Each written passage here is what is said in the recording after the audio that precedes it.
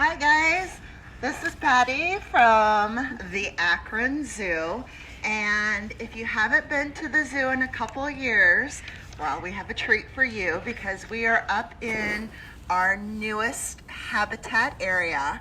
It's called Pride of Africa, and this area opened last summer. Now, unfortunately, since we're here in Ohio, it certainly doesn't feel like Africa, but hopefully some of the animals will be out enjoying any sun that we get. And when we were deciding on this area, we really wanted to focus on conservation. So the Akron Zoo supports a conservation program called Rebuilding the Pride. So we actually had representatives from that organization that work alongside with the Maasai people on lion conservation. So as we kind of tour through here today, you'll see some of the signs, the interactives that tells you a little bit more about living with lions. Because here in Ohio, we have squirrels, we have crows, but we certainly don't have any large predators in the area that we see on a regular basis. So the first habitat that we are going to make our way into is called the boma. And back in 2007, I actually had the opportunity to travel to Kenya, and we actually went on a safari, and along with seeing some of the wild animals, we also got to meet with the Maasai people. And if you don't know much about them, they live in Africa, and they live in small communities, and livestock is how they support themselves, whether it be with goats or cattle or maybe some sheep.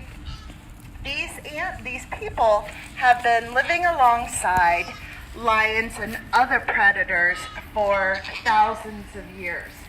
Well, if you make your living herding goats, and you look at our little goats here, you're gonna notice that they're not very big.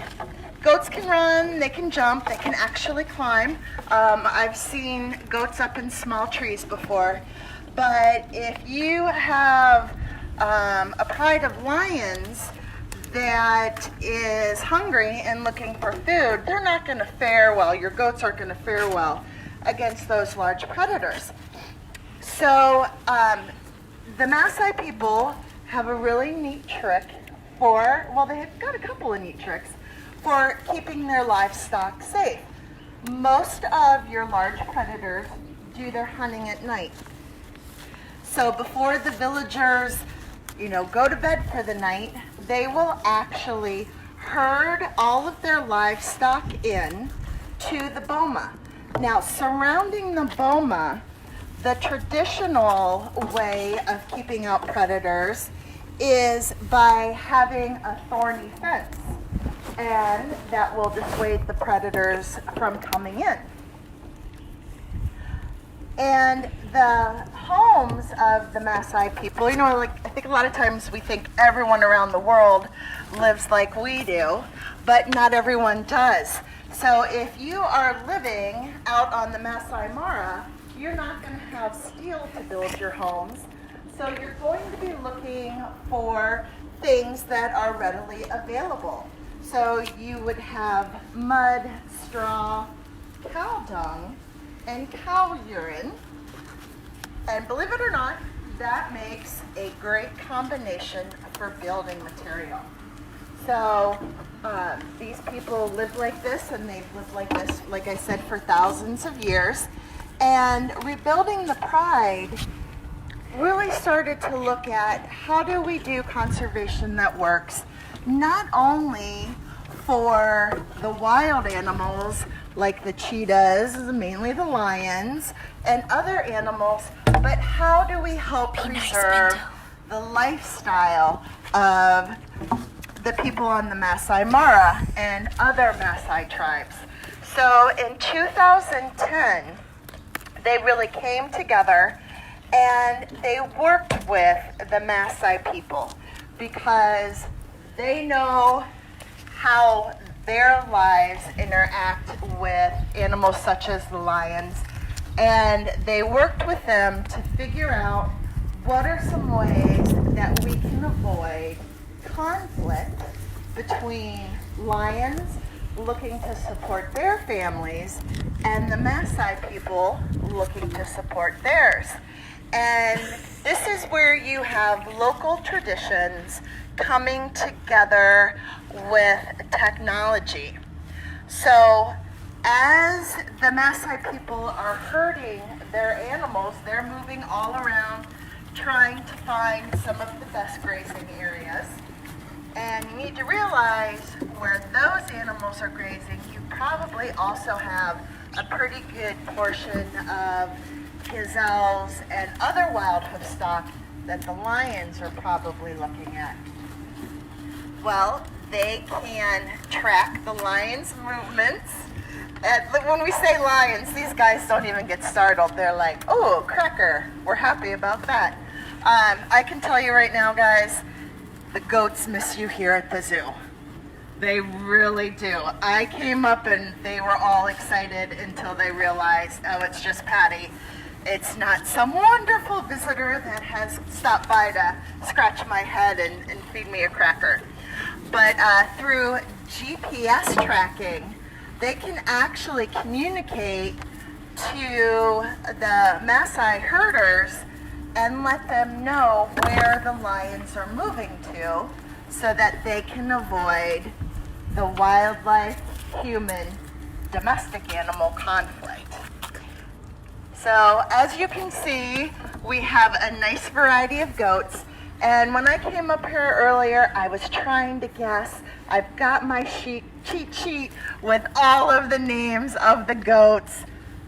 I'm not up here every day. To be honest, I can't really tell you who's who right off the bat. But the one that rules the roost, I believe, is this one. Yep. And Elena, what is his name? His is Pinto. So you guys have already seen as he's trying to push the other goats out of the way for crackers. Pinto is the boss. In a herd, you got somebody that is calling all the shots. So sometimes when you come up here, you might actually see some of these goats headbutting each other. Many times it is playful. You'll usually see them back up and kind of rear up on their hind legs and then headbutt each other. Even the ones like our little guys over here that Elena's feeding that don't have the horns. I don't know if they don't know they have the horns, but you'll actually see them headbutting each other. And just like Pinto, when he feels like it is time to get his crackers, he will use his body weight and his horns to move all of the other goats out of his way. So yeah, so all the goats do have names. I can try to list them all out for you, but I think there's a lot and it would get confusing. You know what? If you want to know the goats' names, as soon as we are able to have people come to the zoo out and about, tell you what, come to the zoo, and I am sure that one of our guest experiences staff working in our boma here can tell you exactly which goat is which. So someone is asking what makes Pinto the boss? What makes Pinto the boss? A lot of times it has to do with the attitude of the goat. So Pinto he knows he's big. I think he knows he's handsome. Really, he is the goat with the best looking beard here too. So it's kind of hidden in there, but very handsome. And he's just a type of goat that wants everything for himself.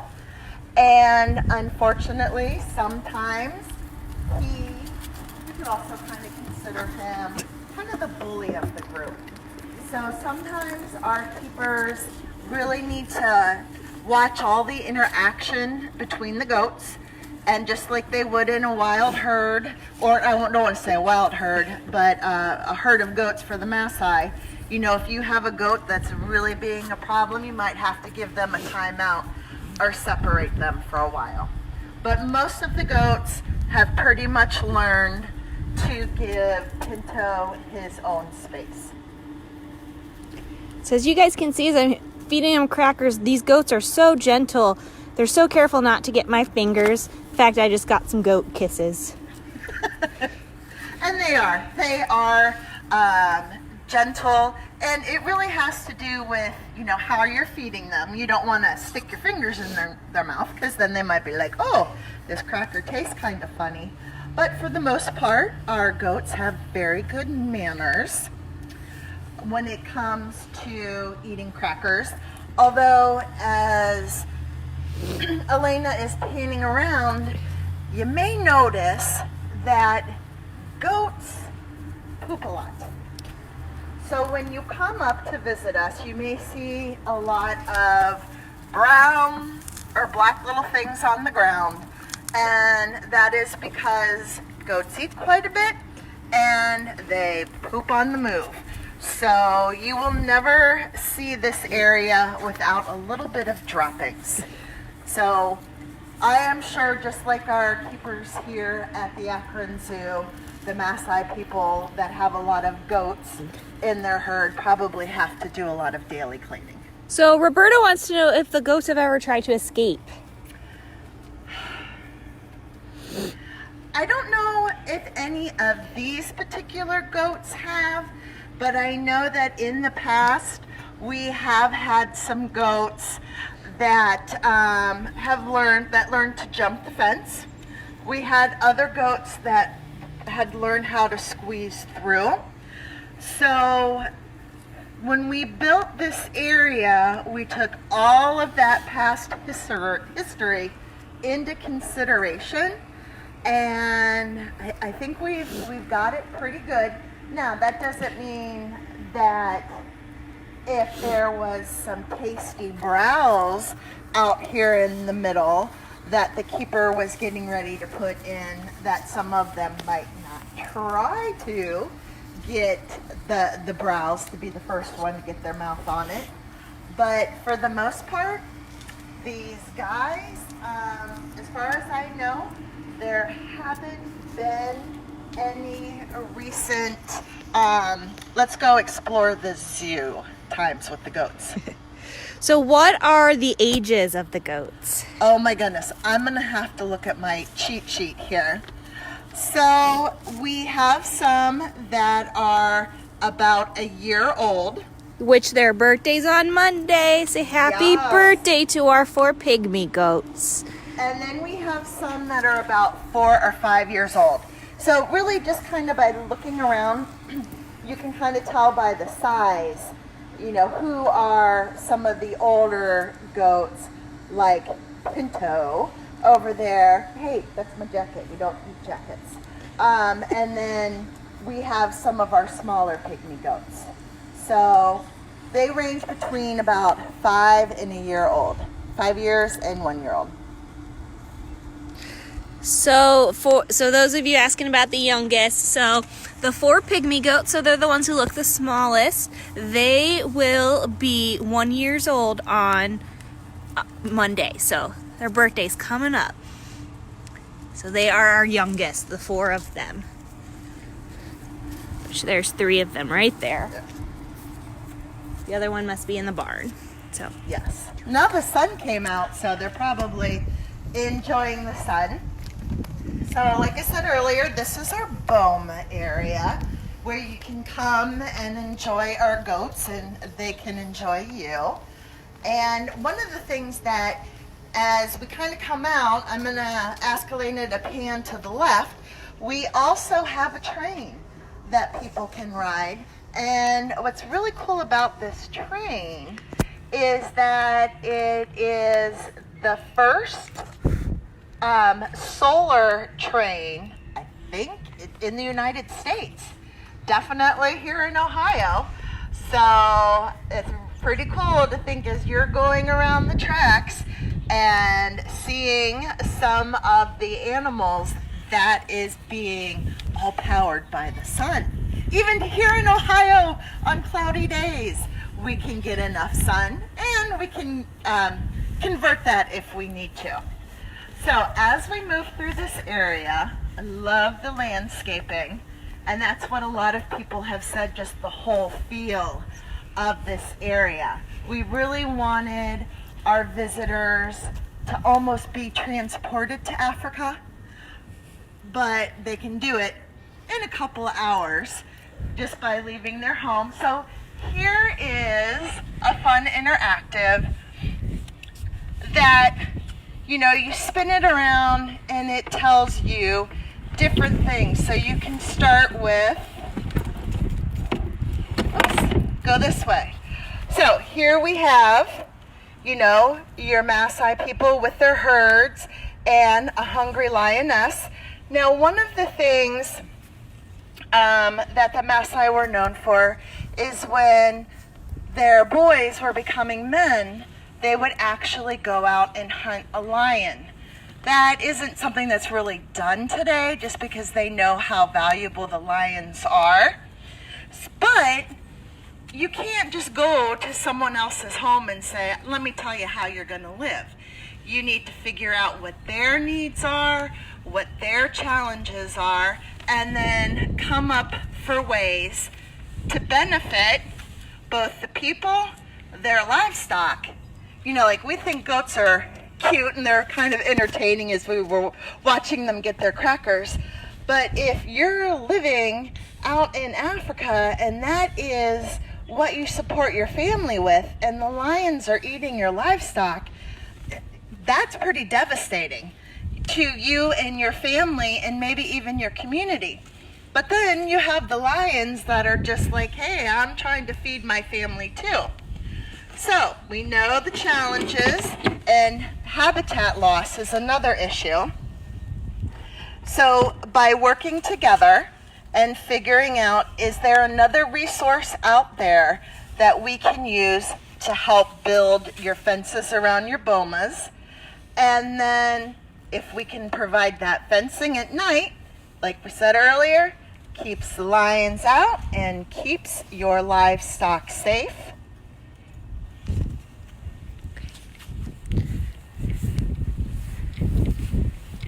And as we head through our journey of the Pride of Africa, we have an area here where you can stand and do a photo op. They were great warriors, the Maasai people, and they take a lot of pride in that. And as we were kind of talking about at the Rebuilding the Pride Wheel, a way for a boy to prove he was a man was to go out with his shield and his spear and take down a male lion. Like I said, that's not something that's really practiced anymore. Now in here, we have our mixed species exhibit, but since it's kind of chilly and it's snowing here in Ohio, I want to call them the stars of this exhibit, the Sphinx gazelle, aren't out on habitat because it is just a little too cold for them.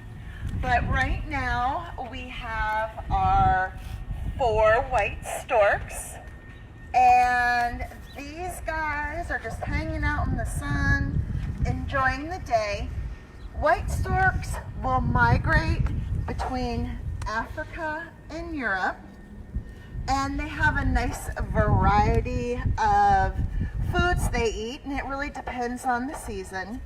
They are opportunistic feeders, which means they're not extremely picky. They will eat insects. They will eat frogs, snakes, worms, and crustaceans. Here at the zoo, they get small fish and mice, and then they also get a specialized meat. And these guys here, we have, is it 2 males and 2 females? Hopefully, this season, maybe we'll have some baby storks, because I see that the keepers have some nesting material for them. So if you're ever by the zoo and you hear, it almost sounds like somebody is taking maybe 2 pieces of wood and smacking them together. Those are the white storks. They clack their beaks. And hopefully soon, if not this year, maybe next year, we will have some baby storks. And what's cool about the white stork, well, there's many things that are cool about them, but if you ever see any pictures of the stork bringing the baby wrapped in a blanket to the new parents, in many cultures, white storks are a sign of fertility. So people in places like Europe and some parts of Africa are actually excited if a couple of white storks chose to nest on their chimney top, because they believe that will bring them good luck. Now inside the barn, like I said, we have our Speaks gazelle, and those guys are really the smallest type of gazelle species. So many times when people come, they see the parents and they're like, is that animal full grown? And we're like, yep, that's as large as they get. Now, I said parents. And if you haven't been watching or reading Elena's Facebook posts, her Twitter posts, I think there's Instagram, she knows all that technology stuff. Well, you probably know that in January we had a baby born. Her name, I need to just make sure I'm pronouncing this right, is Aluna, and that means curious. So when she was born, she was only 4 pounds. So imagine how tiny.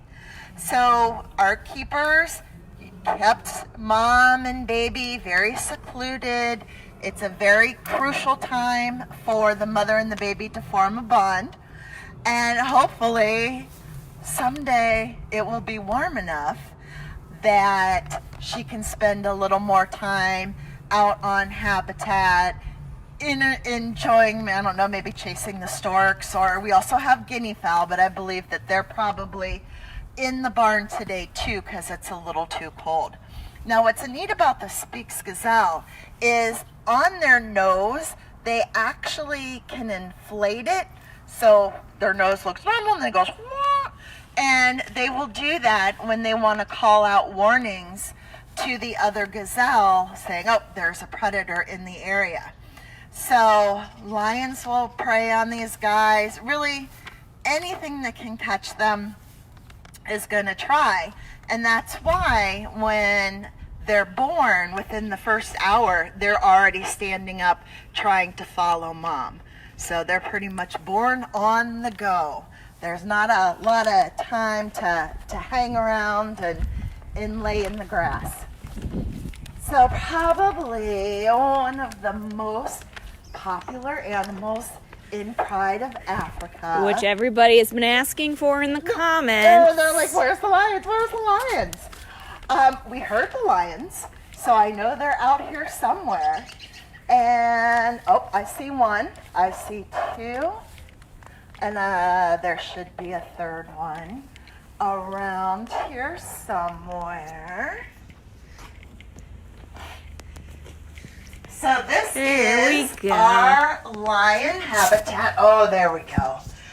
And they are hanging out. And these are 3 of our 5 lions. We actually have 2 prides here at the zoo. Now, sometimes people ask us, well, when will you put them all together? And the answer to that is never. We don't have any plans for that. Because although these are the most sociable of cats, you're not going to take 2 already established prides and put them together. because in the lion world, there's one alpha male, and you might have some younger adults. Then you have some females with their cubs, but it would not be a good practice to try to put our two males together. So here we've got our two sisters, and I can't tell from this distance who is who. So Elena, if you can see. I need to see their noses to tell them apart. Yeah. Now, they can tell each other apart, but it's a little bit more difficult for us. And I'm sure that our primary lion keeper can tell them as soon as they see them in the morning, because they work with them on a regular basis. So we have Donovan, that is that handsome fellow back in the corner. And right now he weighs in at about 463, 64 pounds. So an average weight of a male lion can probably be around 500 pounds. So he's getting up there. And he is about 5 years old, soon to be 5. This summer. And then the two sisters, we have Kataba and Masinga, and they're weighing in at a little bit less. They're about 313 to about 335 pounds. So your males are going to always be a lot larger because their main role is to protect the family or protect the pride. And the girls will be 6 years old this summer. So all of the lions that we have here at the Akron Zoo were born at other zoos. Donovan, he came to us from the Columbus Zoo, and Kataba and Masinga came to us from the Philadelphia Zoo. The two lions that are in the back, the area that you can't see, we call it off habitat. We have Tamar, who in my opinion is the handsomest lion in the world, and his female Mandisa. Now Mandisa came to us from the Naples Zoo, so she's going to be 12 years old soon. And then Tamar, he came to us from the Cheyenne Mountain Zoo, and he's about 15. So sometimes when you come to the zoo, it may be Mandisa and Tamar that are out on habitat, or you could have the three out on habitat. The keepers will rotate them, so they each get time to be out in front of the visitors interacting with us, and then they also get time in the back. And a really neat thing about the lion habitat is inside, the way that it's set up is that the lion keepers can move the animals all around the building by shifting, not by going in and picking them up and moving them, but safely they can move them around, and that provides them with enrichment, because Tamar might be in his assigned holding one night, and then 2 nights later his keepers may decide he needs a little different change in scenery, some different smells, and they can actually put him where Donovan is normally assigned. Now this little area here, when the zoo and the weather is cooperating, this is kind of resembling a researcher's hut. And we actually have some recordings of researchers out in the wild talking to each other, identifying the lions that they're seeing and where their locations are. So sometimes if you look at pictures of lions in the wild, you'll actually see them with collars on. And that is because those animals are being tracked. Researchers are collecting data on them, like how old they are, but mainly where are they moving, so that they can let the herders know the lions are heading east, so you need to head west, or the lions are going south, you want to head north. So Miranda, you're asking if we can get the lions to come closer. It's a 500-pound animal. There's no telling them what to do. If the lions want to hang out back there and nap, we let them have that choice and let them continue to nap where they would want to. So there is not a way that we can get them to come over here. There are things that we can do to try to persuade them.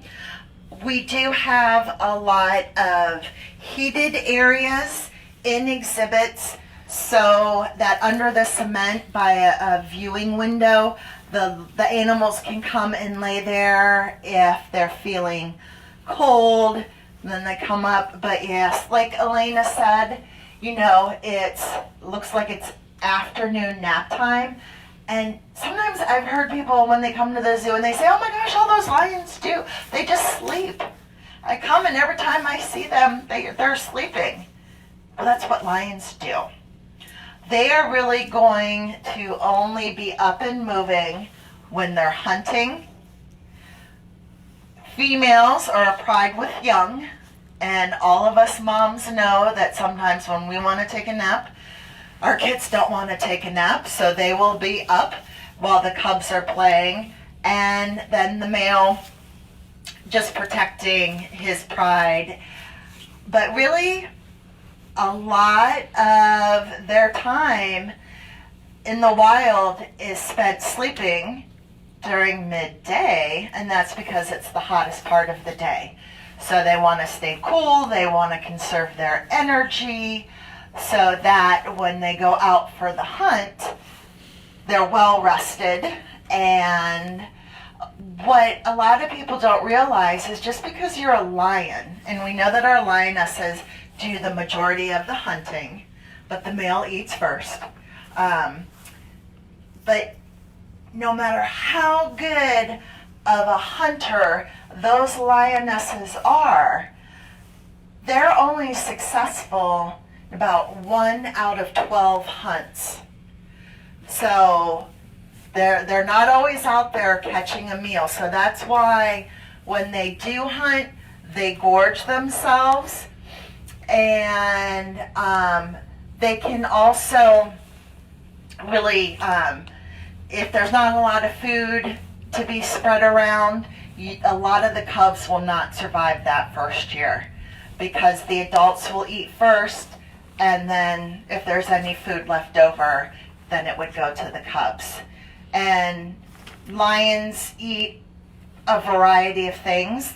They will hunt, we know, zebras, they will hunt the buffalo, they will hunt gazelle, they will also go after any other predators in the area that they feel are in competition for their food.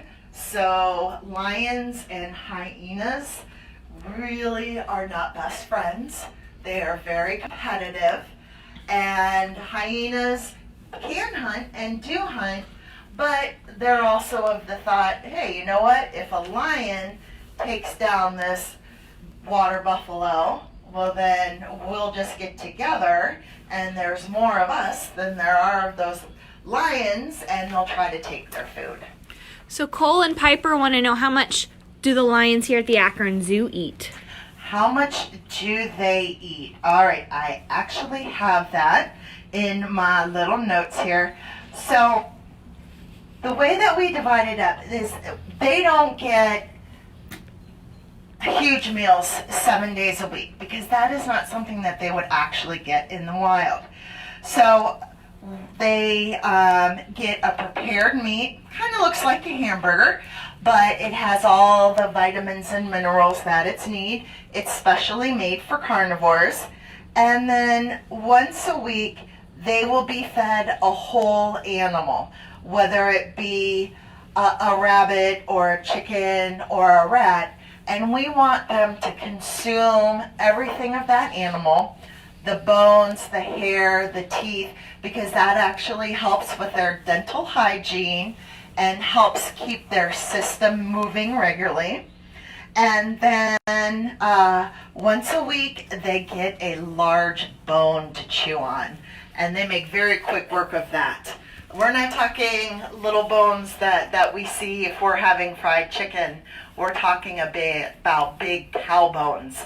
And the lions will actually use their claws to hold onto it, use their teeth, but they also use that rugged tongue to try to lick out as much of that bone marrow that they can. So that also helps keep them nice and healthy. So we have 5 lions. Currently 3 are out right now. So what kind of enrichment do we provide for the lions? Our keepers provide them with, all of our animals get a variety of enrichment. So the first thing that we need to think about when providing enrichment is, who is the enrichment for? What are their natural behaviors? Are they animals that climb? Are they animals that dig? Are they animals that swim? Do they fly? Do they like to sleep a lot like lions? And then what are some of the behaviors that they use out in the wild? So we know with lions, scent is a very strong sense that they have. And it's fun because when we switch the lions out in habitats, the first thing they do is they walk over to where, let's say, Tamar's out on exhibit on a Monday. He's going to mark all of his areas. Mandy's is going to do some markings, and then the next time Donovan and the girls come out, they're going to smell that, and they're going to be like, no, wait a minute, this is our house. So they will mark over that. So one of the things that these guys get are different scents, whether it be perfume or cologne or different herbs or things like cinnamon. Something else we can do is we can take the straw from the goats, and the goats have been laying in it, rolling around in it, doing whatever goats do on it, and then we can give that to the lions.